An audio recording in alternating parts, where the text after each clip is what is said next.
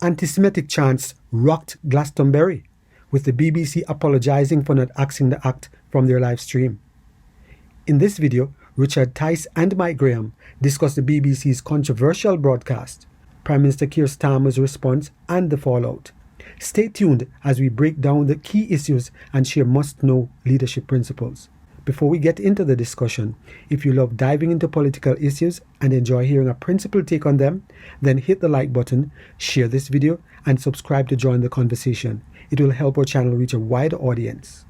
The sun's out, but whether it's good after this weekend of lunacy in Glastonbury, I think is open to debate and discussion. I mean, frankly, how on earth the BBC are going to deal with this is beyond us. An organisation that sort of is very good at telling us what to do and what to think, but actually, when you saw that vile anti-Semitic racist diatribe come out of that individual's mouth, the BBC, rather than press the dump button, I mean, you've got a dump button on your console, or your production team have. Why didn't they sort it out? Instead, they just let it go on and on, presumably thinking that it was funny. Well, worse than that, because they knew that kneecap were a problem, right? So they allowed kneecap to be on the bill. They said that was fine, but they would not broadcast their performance live. I suspect they knew exactly what this guy... Apparently, he's been on the BBC since about 2007, this bloke, villain. And so they should have known precisely what sort of material he was likely to use, and they should have known that, therefore, they shouldn't have live broadcast that either. So they're in serious trouble, serious questions to answer.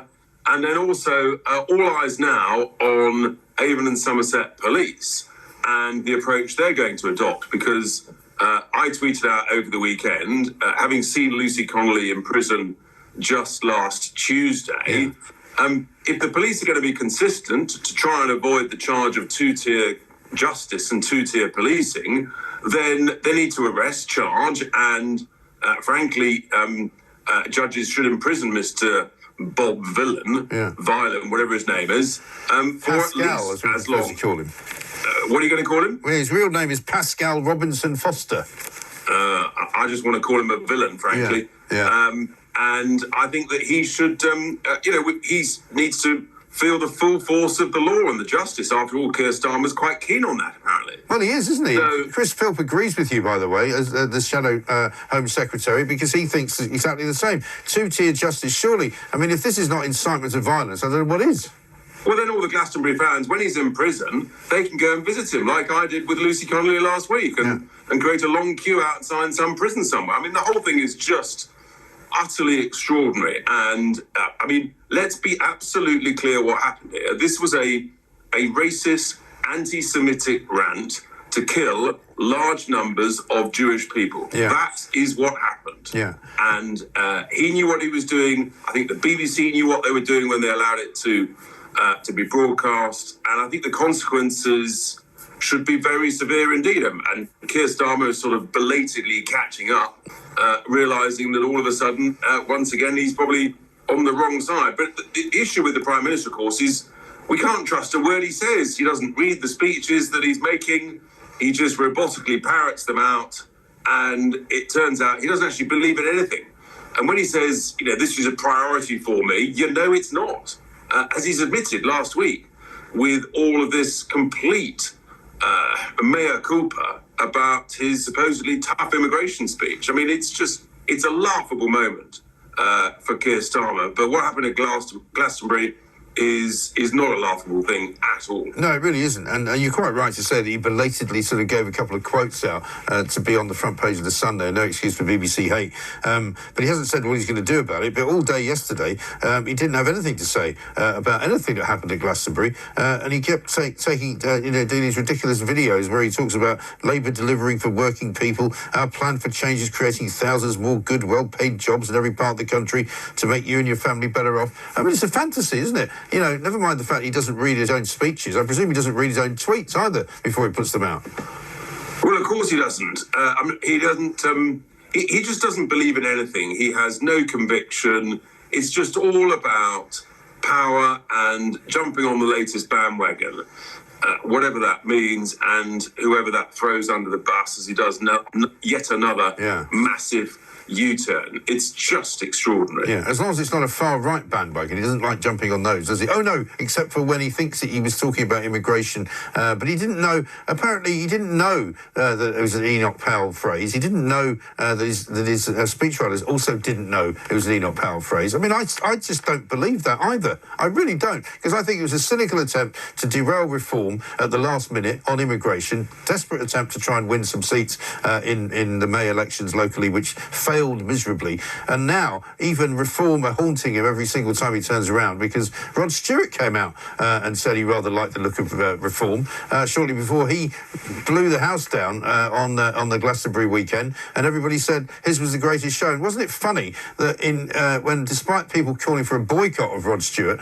on the day because he likes reform, there was not one Palestinian flag to be seen, almost as though the organisers of Glastonbury could take them away from people if they want to. Funny that, isn't it? I mean, just extraordinary. And you just shown pictures of the Prime Minister in Scotland.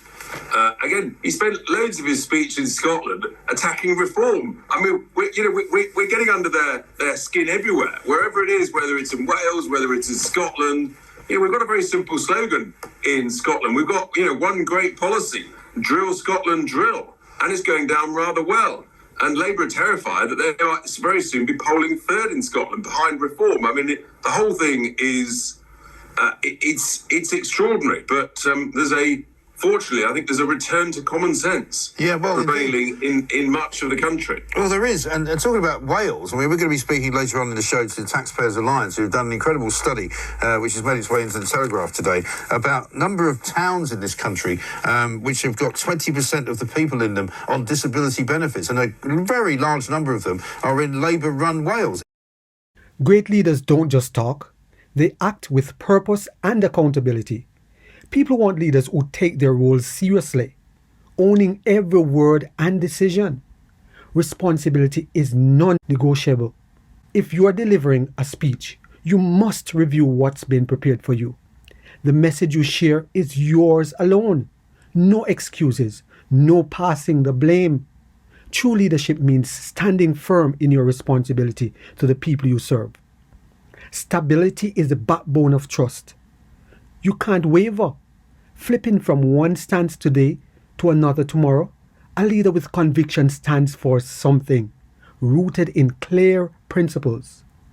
Being proactive, not reactive, shows you're guided by belief, not circumstance. Why should anyone trust a leader when you don't even know where you stand on the key issues? Consistency builds confidence, and conviction is what inspires loyalty. Decisiveness matters, but it must be paired with fairness. Your actions should uphold a system where the law applies equally. No favoritism, no double standards. When people see justice applied consistently, trust grows. It builds trust and respect, proving your commitment to integrity. Be the leader people can rely on, one who embodies responsibility, stability, and unwavering conviction. Show passion for your nation and prioritize the well-being of your people. When you lead with unwavering purpose, people will naturally rally behind you. Step up, stand firm, and inspire trust, because that's what true leadership demands. Leave a comment below and let's keep the conversation going about leadership that makes a difference. If you have benefited in any way from this video, please subscribe, like, share, and be sure to leave us a comment.